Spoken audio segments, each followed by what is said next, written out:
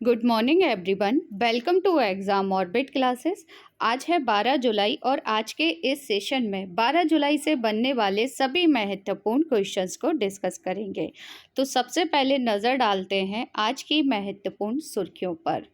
प्रधानमंत्री नरेंद्र मोदी जी ने नए संसद भवन की छत पर बने राष्ट्रीय प्रतीक का किया अनावरण।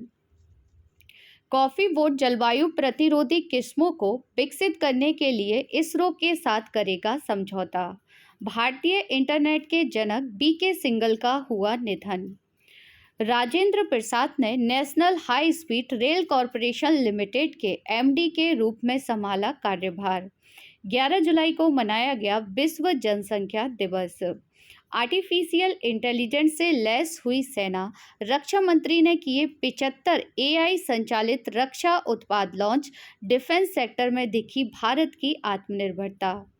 आईएनएस तरकस ने जिबूती का दौरा करके सूडान नौसेना के साथ समुद्री साझेदारी किया अभ्यास। केरल के अथीरा पिल्ली वन इलाके में एंथ्रेक्स संक्रमण की हुई पुष्टि। दिल्ली के उप मुख्यमंत्री मनीष सिसोदिया ने निर्माण श्रमिकों के कौशल में सुधार के लिए मिशन कुशलकर्मी की शुरुआत। नोवाक जोकोविच ने जीता 7वां विंबलडन। अब डिस्कस कर लेते हैं फ्रेंड्स कल की क्लास का। कल की क्लास में हम लोगों ने क्या क्या पढ़ा था, क्विक रिवीजन करेंगे। राष्ट्रीय खेलों की मेजबानी पहली बार करेगा गुजरात। किस देश के प्रधानमंत्री रानिल विक्रमसिंघे ने अपने पद से इस्तीफा दे दिया है? तो ये श्रीलंका के पीएम थे जिन्होंने हाल ही में इस्तीफा दे दिया है। नेपाल ने पहली बार भारत को सीमेंट का निर्यात किया है। हाल ही में कहाँ के शोधकर्ताओं ने आर्यभट्ट फर्स्ट नामक एनालॉग चिपसेट का प्रोटोटाइप विकसित किया है? भारतीय विज्ञान संस्थान जो कि बेंगलोर में है, और यहाँ के शोधकर्ताओं ने इस चिपसेट को विकसित किया है। भारत में पहली बार फॉर्मूला ई रेसिंग की मेजबानी की जाएगी हैदराबाद के द्वारा। 13 एक्सप्रेसवे वाला देश का पहला राज्य बन गया है उत्तर प्रदेश। किस देश के राष्ट्रपति जेलेंस्की ने जर्मनी, भारत, चेक गणराज्य, नॉर्वे और हंगरी से अपने राजदूतों को हटाने की घोषणा की है? यूक्रेन के प्रेसिडेंट ने। किस देश में बॉन ग्लोबल बायोडायवर्सिटी कॉन्क्लेव 2022 का आयोजन किया गया? तो फ्रेंड्स बॉन कहाँ पर है? जर्मनी में। भारत में टीबी को खत्म करने के उद्देश्य से केंद्रीय स्वास्थ्य मंत्रालय ने किसके साथ समझौते पर हस्ताक्षर किए हैं? पंचायती राज मंत्रालय के साथ। किस शहर में प्रधानमंत्री नरेंद्र मोदी जी ने अक्षय पात्र फाउंडेशन की नई मध्य भोजन रसोई का उद्घाटन किया है? वाराणसी, उत्तर प्रदेश में। तो फ्रेंड्स ये था कल का करंट अफेयर। अगर आप लोगों को डिटेल से जानना है तो कल की क्लास जरूर देख लीजिएगा। चलिए डिस्कस करते हैं फर्स्ट क्वेश्चन। कॉफी बोर्ड जलवायु प्रतिरोधी किस्मों को विकसित करने के लिए किसके साथ सहयोग करेगा? तो फ्रेंड जो कॉफी बोर्ड है ना, इसके द्वारा सहयोग किया जाएगा इसरो के साथ। किस लिए सहयोग किया जाएगा? तो जलवायु प्रतिरोधी किस्मों को विकसित करने के लिए। जो कॉफ़ी की जलवायु प्रतिरोधी किस्में हैं उन्हें विकसित करने के लिए इसरो के साथ एक समझौता हाल ही में किया गया है। आइए डिस्कस कर लेते हैं इसरो के बारे में। तो फ्रेंड्स इसरो की जो स्थापना की गई थी वो 1969 में की गई थी। इसरो का हेडक्वार्टर बेंगलोर यानी कि कर्नाटक में है। इसरो के वर्तमान में अध्यक्ष कौन है फ्रेंड्स? तो याद रखेंगे एस सोमनाथ है, जो कि हाल ही में बने हैं और आपसे आगामी परीक्षा में पूछे जा सकते हैं। अब डिस्कस कर लेते हैं अन्य ऑप्शंस के बारे में, जैसे कि डीआरडीओ के बारे में। डीआरडीओ की स्थापना कब की गई थी फ्रेंड्स? तो डीआरडीओ की स्थापना की गई थी 1958 में। डीआरडीओ का हेडक्वार्टर यानी कि मुख्यालय कहाँ पर है? नई दिल्ली में है। और डीआरडीओ के वर्तमान में प्रमुख हैं जी सतीश रेड्डी। आगे डिस्कस कर लेते हैं डब्ल्यूएचओ के बारे में। डब्ल्यूएचओ की स्थापना कब की गई थी फ्रेंड्स? तो डब्ल्यूएचओ की स्थापना हुई थी 7 अप्रैल 1948 में। डब्ल्यूएचओ का हेडक्वार्टर कहाँ पर है? तो फ्रेंड्स याद रखेंगे जो डब्ल्यूएचओ है इसका मुख्यालय है जिनेवा, स्विट्जरलैंड में, जो कि अक्सर एग्जाम में पूछ लिया जाता है। डब्ल्यूएचओ के वर्तमान में प्रमुख कौन है? डॉक्टर टेड्रोस हैं। हाल ही में इनका कार्यकाल भी बढ़ा दिया गया है। नासा कहाँ की अंतरिक्ष एजेंसी है फ्रेंड्स? तो नासा अमेरिका की अंतरिक्ष एजेंसी है और इसका हेडक्वार्टर वॉशिंगटन डीसी यानी कि अमेरिका की कैपिटल में है। तो इतनी जानकारी आप सभी को याद रखनी है।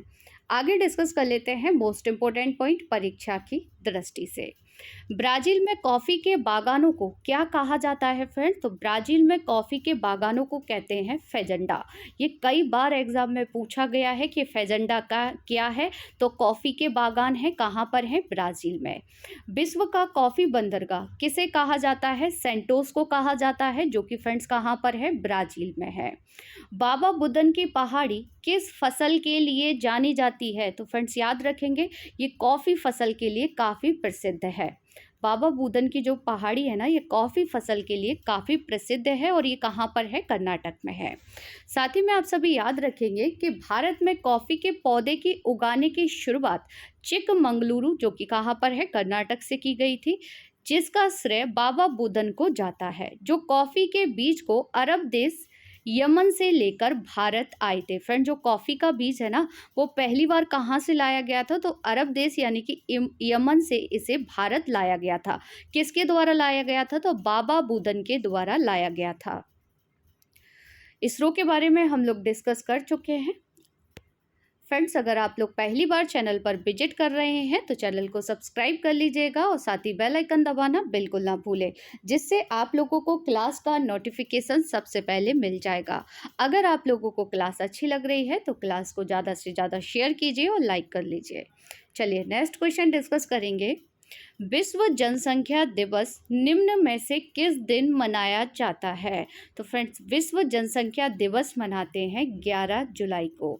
आइए डिस्कस कर लेते हैं इसी से रिलेटेड। संयुक्त राष्ट्र द्वारा प्रतिवर्ष विश्व जनसंख्या दिवस 11 जुलाई को मनाया जाता है। इस दिवस की स्थापना 1989 में संयुक्त राष्ट्र विकास कार्यक्रम यानी कि यूएनडीपी की गवर्निंग काउंसिल द्वारा की गई थी। इस वर्ष यानी कि 2022 की थीम क्या है फ्रेंड्स? तो याद रखेंगे 8 बिलियन की दुनिया। अब डिस्कस कर लेते हैं अन्य ऑप्शंस के बारे में। 5 जून को क्या मनाते हैं? तो विश्व पर्यावरण दिवस मनाया जाता है 5 जून को। 16 सितंबर को क्या मनाते हैं? ओजोन दिवस मनाते हैं और 22 अप्रैल को मनाया जाता है अर्थ डे। तो चारों डे आप सभी को याद रखते हैं। आगे डिस्कस कर लेते हैं मोस्ट इम्पोर्टेंट पॉइंट परीक्षा की दृष्टि से। इसमें डिस्कस करेंगे जनगणना के बारे में। जो 2011 में जनगणना हुई थी उसके बारे में डिस्कस कर लेते हैं। किस राज्य की जनसंख्या वृद्धि दर जनगणना 2011 के अनुसार नकारात्मक रही थी? तो फ्रेंड्स याद रखेंगे नागालैंड की। ये बहुत महत्वपूर्ण क्वेश्चन है जो कई बार एग्जाम में पूछ लिया जाता है। 2011 की जनगणना के अनुसार सर्वाधिक जनसंख्या किस राज्य में है? तो जैसा कि आप सभी को पता है उत्तर प्रदेश में है। जबकि न्यूनतम जनसंख्या किस राज्य की है? तो सिक्किम की है। 2011 की जनगणना के अनुसार सर्वाधिक जनसंख्या घनत्व कहाँ पर है फ्रेंड्स? तो बिहार में है। अगर आपसे पूछा जाए कि सर्वाधिक जनसंख्या कहाँ पर है, तो उत्तर प्रदेश में है। और सर्वाधिक जनसंख्या घनत्व कहाँ पर है फ्रेंड्स? तो याद रखेंगे बिहार में है। जबकि न्यूनतम जनसंख्या घनत्व है अरुणाचल प्रदेश में। भारत में पहली बार जनगणना कब हुई थी? 1872 में। भारत की पहली जनगणना किसके शासनकाल में हुई थी फ्रेंड्स? तो लॉर्ड मेयो के शासनकाल में की गई थी। 2011 की जनगणना के अनुसार कौन से राज्य में उच्चतर बाल लिंगानुपात है? मिजोरम में। महान विभाजक काल किसे कहते हैं? तो 1911 से 1921 तक के काल को महान विभाजक काल के नाम से जाना जाता है। नेक्स्ट क्वेश्चन डिस्कस करेंगे। नए संसद भवन की छत पर बने राष्ट्रीय प्रतीक का अनावरण किसने किया है? तो फ्रेंड, जैसा कि आप सभी को पता है कि नया संसद भवन का निर्माण किया जा रहा है और इसी की छत पर राष्ट्रीय प्रतीक का अनावरण किया गया है प्रधानमंत्री नरेंद्र मोदी जी के द्वारा, जैसा कि आप सभी इस पिक के माध्यम से देख सकते हैं। आइए डिस्कस कर लेते हैं इसी से रिलेटेड। प्रधानमंत्री नरेंद्र मोदी जी ने संसद भवन की छत पर राष्ट्रीय प्रतीक चिन्ह यानी कि अशोक स्तंभ का अनावरण किया है। साथ ही मैं आपको बता दें कि 9,500 किलोग्राम कांसे से बना राष्ट्रीय प्रतीक चिन्ह की ऊंचाई 6.5 मीटर है। इसे संसद की नई इमारत के सेंट्रल कक्ष के शीर्ष पर लगाया गया है। अगर आपसे पूछ लिया जाए कि भारत का राष्ट्रीय चिन्ह कहाँ से लिया गया है, फ्रेंड्स आगामी परीक्षा में ये क्वेश्चन पूछा जा सकता है, क्योंकि संसद जो नई बन रही है ये चर्चा में बनी हुई है, तो आपसे पूछा जा सकता है। तो भारत का जो राष्ट्रीय चिन्ह है ना, ये सारनाथ स्थित अशोक के सिंह स्तंभ की अनुकृति से लिया गया है। आगे डिस्कस कर लेते हैं एक्स्ट्रा फैक्ट। भारतीय संसद के कितने अंग होते हैं? तो 3 अंग होते हैं, जिसमें प्रेसिडेंट, राज्यसभा और लोकसभा आती है। अगर आप लोगों को इन तीनों के आर्टिकल याद रखने हैं तो एक ट्रिक है जिसके माध्यम से आप सभी याद रख सकते हैं। सरला से यानी कि सा से संसद हो जाएगा जो कि 79 में आती है, रा से राज्यसभा हो जाएगा जो कि 80 में आती है, और ला से लोकसभा हो जाएगा जो कि 81 में आती है। तो तीनों आर्टिकल आपको ईजिली याद हो जाएंगे। नेक्स्ट पॉइंट देखेंगे कि भारतीय संविधान के किस आर्टिकल में कहा गया है कि संसद के लिए एक संसद होगी, संघ के लिए एक संसद होगी जो राष्ट्रपति और 2 सदनों से मिलकर बनेगी। तो ये कहा गया है आर्टिकल 79 में। भारत के नए संसद भवन की आधारशिला कब रखी गई थी? फ्रेंड्स पूछा जा सकता है, तो याद रखेंगे 10 दिसंबर 2020 को भारत के नए संसद भवन की आधारशिला रखी गई थी। किसने रखी थी? प्रधानमंत्री नरेंद्र मोदी जी ने। जैसा कि फ्रेंड्स आप नए संसद भवन का देख सकते हैं, कुछ इस प्रकार से बनकर तैयार होगा। आगे डिस्कस कर लेते हैं। एक पॉइंट आप सभी याद रखेंगे कि नए संसद भवन का डिज़ाइन किसने तैयार किया है?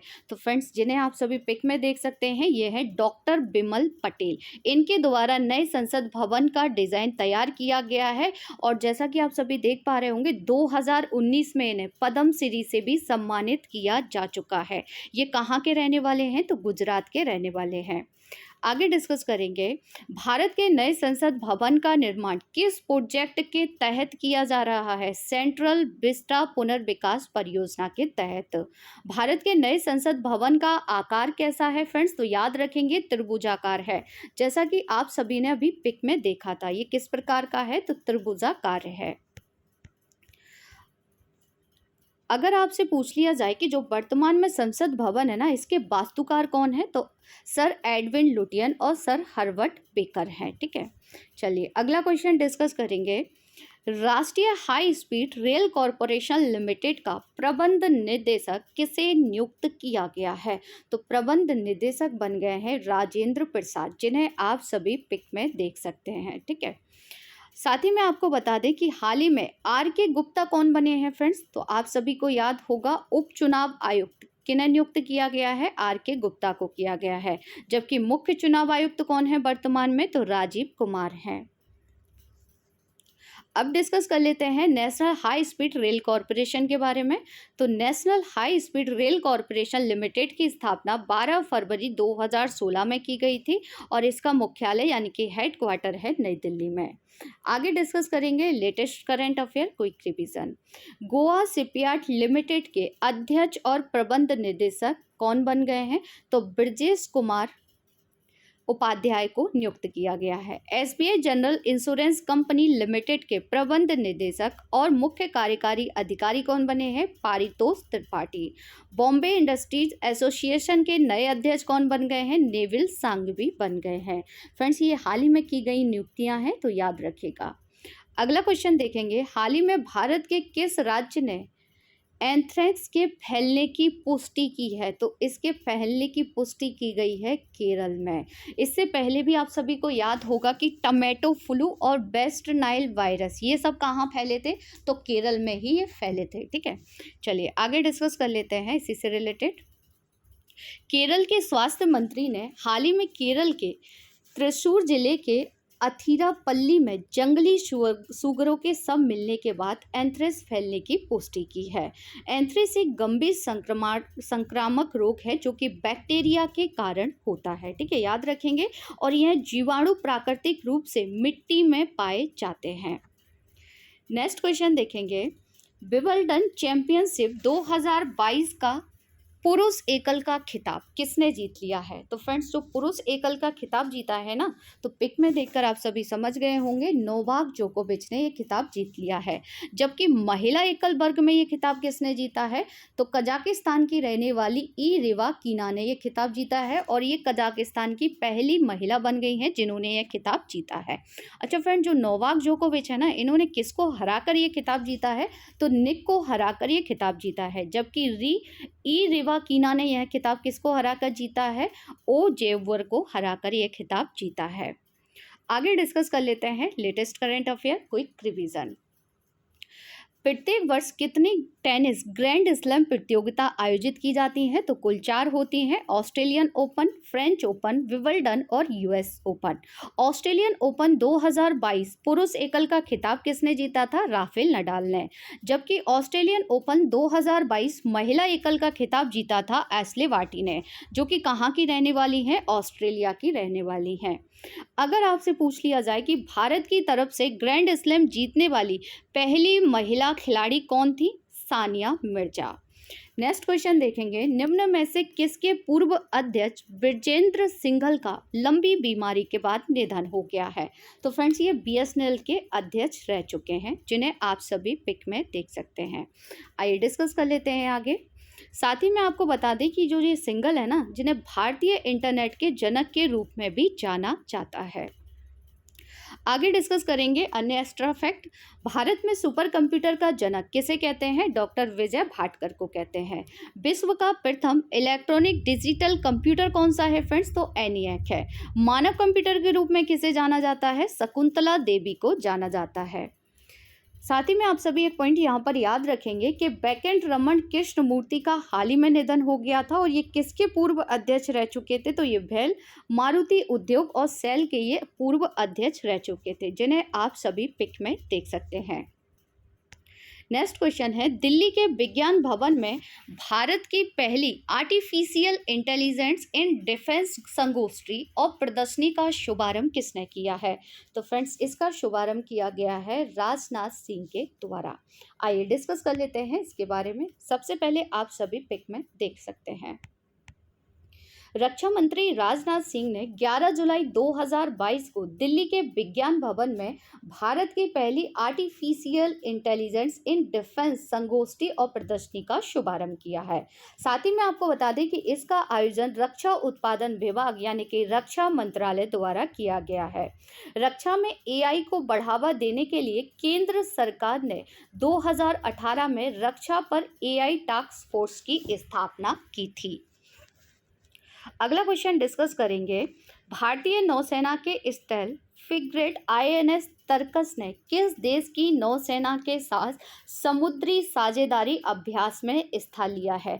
तो फ्रेंड, जो आईएनएस तरकस है ना, इसने अभ्यास में हिस्सा लिया है सूडान के साथ।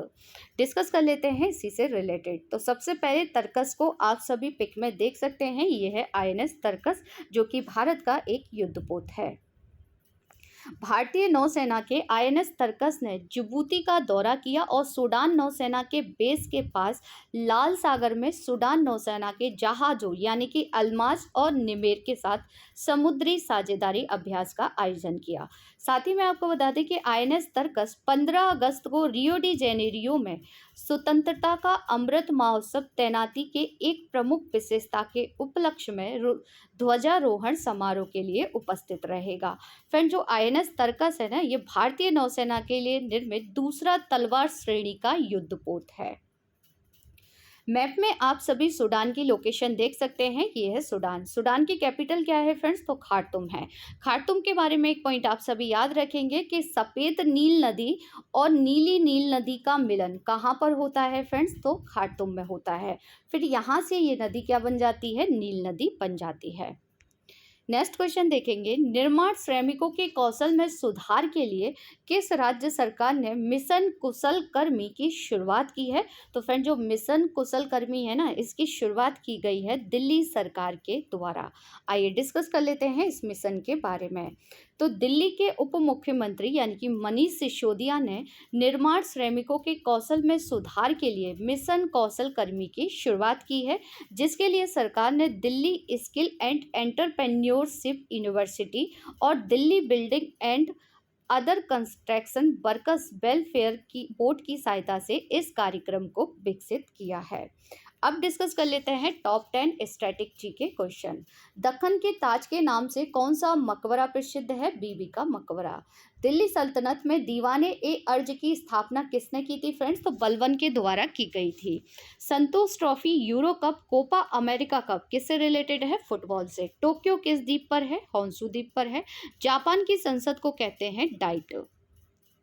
प्रारूप समिति में कुल कितने सदस्य थे? 7। संविधान सभा में कुल कितनी महिलाओं ने भाग लिया था? 15 महिलाओं ने। ब्रह्म समाज की स्थापना किसके द्वारा की गई थी? राजा राम मोहन राय के द्वारा। स्वामी दयानंद सरस्वती का मूल नाम क्या था? मूलशंकर। पाइका विद्रोह किस वर्ष हुआ था? 1817 में। कल की क्लास में जो क्वेश्चन आपसे पूछे गए थे उनके आंसर देख लेते हैं। अंतर्राष्ट्रीय भारतीय फिल्म अकादमी पुरस्कार 2022 में सर्वश्रेष्ठ अभिनेता का पुरस्कार किसने जीता था? विक्की कौशल को दिया गया था। खेलो इंडिया युवा गेम्स 2021-22 में पहला स्वर्ण पदक किसने जीता था फ्रेंड्स? तो काजोल सरगर ने जीता था, जिनका संबंध भरतोलन से है और ये महाराष्ट्र की हैं। भारतीय भूवैज्ञानिक सर्वेक्षण विभाग ने निम्न में से किस राज्य में भारत का सबसे बड़ा स्वर्ण भंडार का पता लगाया था? बिहार में। भारतीय वायुसेना के हेरिटेज सेंटर पर, जो हेरिटेज सेंटर है ना भारतीय वायुसेना का, ये कहाँ पर बनाया जाएगा? तो चंडीगढ़ में से बनाया जाएगा। अब आप लोगों के लिए कुछ क्वेश्चन हैं जिनके आंसर आप सभी को देने हैं कमेंट्स बॉक्स में। पहला क्वेश्चन है, ब्रिक्स देशों का 14वां शिखर सम्मेलन 23 जून को बीजिंग में डिजिटल माध्यम से आयोजित किया गया, जिसकी मेजबानी किसने की थी? नेक्स्ट क्वेश्चन है, बैम्बू डेवलिंग बैट की एक नई प्रजाति की खोज किस अभ्यारण्य में की गई है? नेक्स्ट क्वेश्चन है, इनमें से किसने 1893 में शिकागो में आयोजित धर्म संसद में भाग लिया था? नेक्स्ट एंड लास्ट क्वेश्चन है, भारतीय संसद किसके मिलने से बनती है? तो फ्रेंड्स इन सब के आंसर आप सभी को देने हैं कमेंट्स बॉक्स में। आज की क्लास आप लोगों को कैसी लगी कमेंट्स बॉक्स में ज़रूर बताइएगा। साथ ही क्लास को लाइक, शेयर एंड सब्सक्राइब करना ना भूलिएगा। मिलते हैं नेक्स्ट क्लास में, तब तक के लिए थैंक यू सो मच।